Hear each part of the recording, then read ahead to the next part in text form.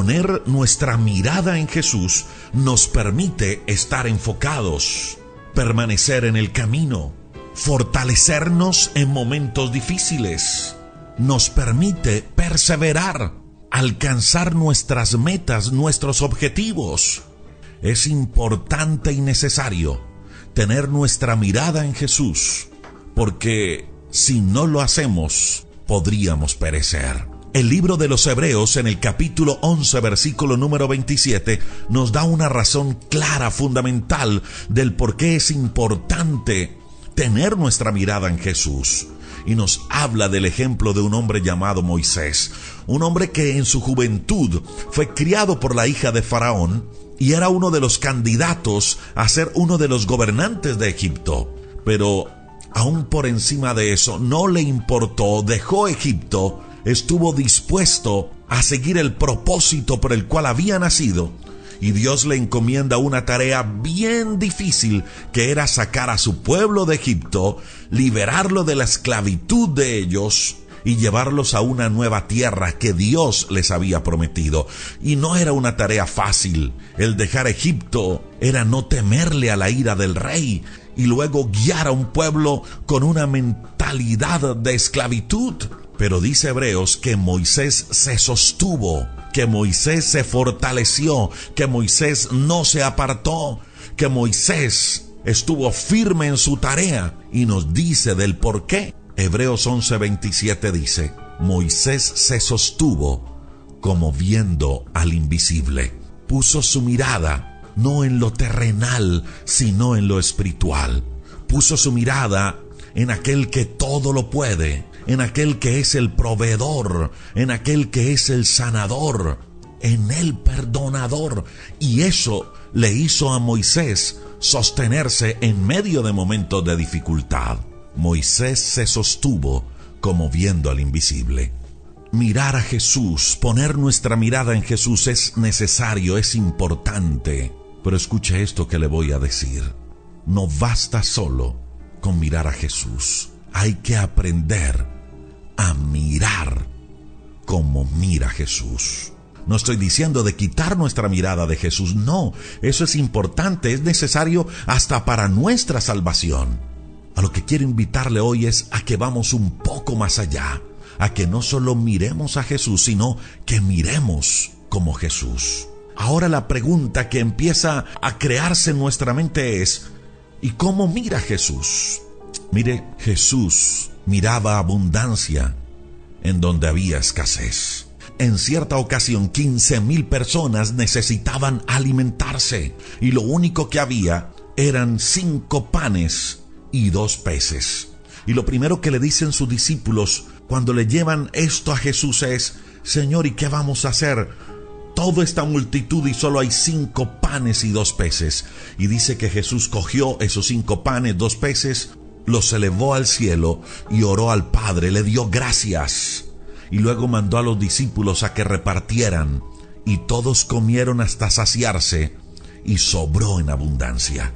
Los demás solo miraban escasez. 5 panes y 2 peces, nada frente a una multitud de 15,000.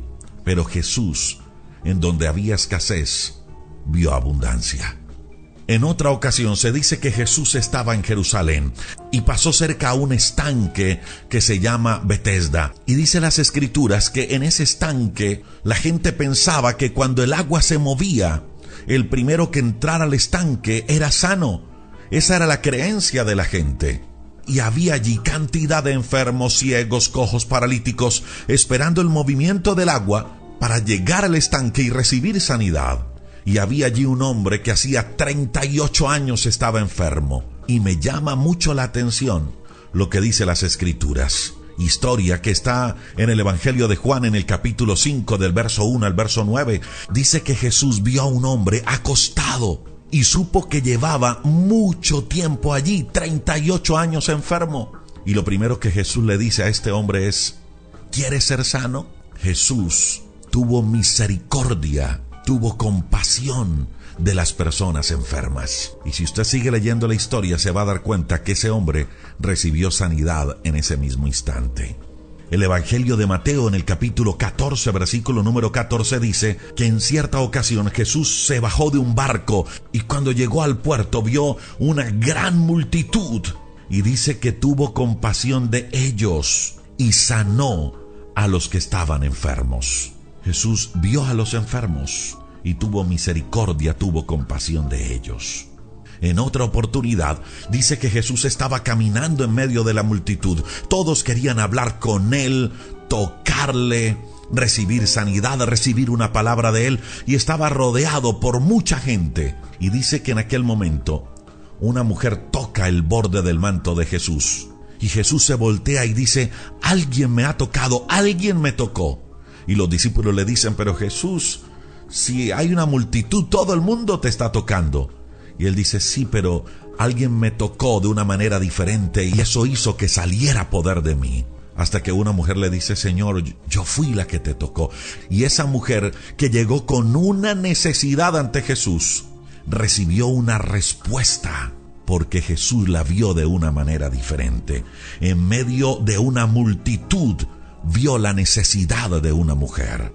En otra oportunidad, dice que un hombre llamado Jairo fue a buscar a Jesús porque su hija estaba gravemente enferma y le dijo: Jesús, por favor, ayúdame, que mi hija está enferma. Y sigue contando la historia que llegó un momento donde le dijeron: Jairo, por favor no molestes más al maestro porque tu hija murió, tu hija ya murió. Y dice que Jesús se voltea y le dice: Jairo, tu hija no está muerta, tu hija duerme. Jesús vio vida donde otros estaban viendo muerte. Y si usted sigue leyendo la historia, se da cuenta que la gente se burló. Y minutos después, esta niña resucita. Y luego los que se burlaban terminaron maravillados, aterrados. En otro pasaje de las Escrituras, dice que Jesús miraba a la gente, la multitud, descubre la necesidad espiritual de ellos y dice: ellos andan como ovejas sin pastor, y movido por ese amor por los demás, empieza a enseñarles. Jesús vio la necesidad espiritual. No los miró como los intocables, como los pecadores, como los impuros, sino que al contrario, se compadeció de ellos y les enseñó. En otra oportunidad, en Lucas 19:5, dice que un hombre Zaqueo quería ver a Jesús, pero era muy pequeño. Se subió a un árbol para ver a Jesús y Jesús lo ve en el árbol, en medio de toda la multitud, y le dice: Zaqueo, bájate del árbol porque hoy voy a compartir con tu familia en tu casa. Jesús tuvo una mirada de amor, una mirada de compasión, una mirada de fe. Te repito, es importante, es necesario poner nuestra mirada en Jesús. Claro que lo es necesario para nuestra salvación. Pero hoy quiero que demos otro paso y vamos a un nivel diferente. Que permitamos que Jesús nos transforme de tal manera que no solo lo miremos a Él, sino que también miremos como Él.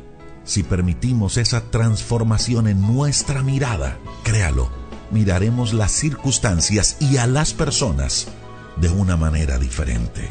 Pidámosle a Dios hoy que transforme nuestra mirada, que podamos tener una mirada de fe, ver abundancia en donde hay escasez, una mirada de vida en donde ya todo casi se ha echado a perder o se echó a perder, una mirada de compasión y de amor frente a nuestro prójimo, frente a nuestros semejantes, una mirada de fe en medio de las circunstancias adversas. Le invito para que juntos oremos a Dios. Señor, te damos muchas gracias por cada uno de nuestros amigos que saca este tiempo para escuchar este devocional, para orar con nosotros y aún para compartirlo. Señor, oramos por ellos, por sus familias. Oramos por cada una de sus necesidades, de sus peticiones de oración. Oramos por sus sueños, por sus proyectos, Dios. Hoy te reconocemos como nuestro Señor, como nuestro Salvador, como nuestro Rey. Pero Señor, hoy también queremos pedirte de una manera especial que nos ayudes a tener nuestra mirada siempre puesta en ti, para no apartarnos, para no desenfocarnos, para fortalecernos en medio de la adversidad. Pero más que eso, también te queremos pedir hoy, Dios, que nos ayudes a tener tu mirada. Así como tu mirada es de fe, ayúdanos, Señor, a tener fe en medio de las circunstancias, para ver abundancia donde hay escasez, donde podamos ver paz en medio de la tormenta, donde podamos ver una salida en medio de las circunstancias difíciles. Señor, ayúdanos para que nuestra fe no falte. Ayúdanos, Señor, para tener una mirada de compasión ante los demás, a interesarnos por la necesidad física, material y espiritual de los demás, a entender que estamos llamados a hacer algo a favor de otro. Señor, transforma nuestra manera de ver las cosas. Abrimos nuestro corazón ante ti y hoy te reconocemos como nuestro Señor y nuestro Salvador.